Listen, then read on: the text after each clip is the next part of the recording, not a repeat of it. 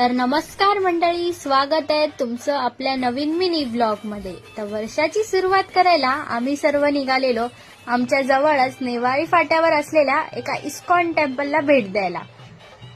मग आम्ही आता निघालोच तेवढ्यात अमृताचा कॉल आला। ती बोलली 5 मिनिटात येते। म्हणजे या बिल्डिंगच्या खाली वेट करत होतो। मग 5 मिनिटं म्हणत म्हणत आमच्या मॅडम अशा तऱ्हेने 25 ते 30 मिनिटांनी आल्या।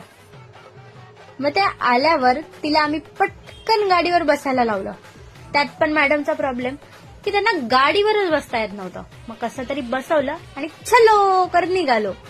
तसंच निघता निघता ट्रॅफिक भेटलं। ट्रॅफिकला सूट देत आम्ही राजेंचं दर्शन करून आमच्या जवळच्या इस्कॉन टेम्पल जवळ गेलो।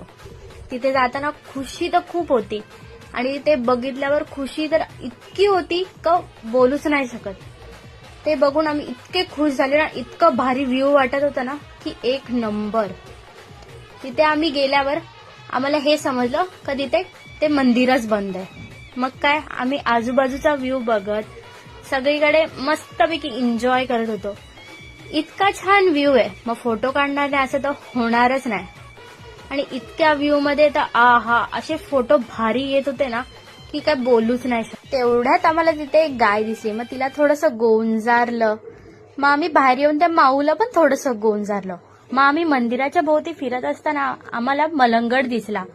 मग आम्ही विचार करत होतो की आता मलंगडला जाऊया। मग विचार केल्यावर निघणारच ना शेट। मग निघालो।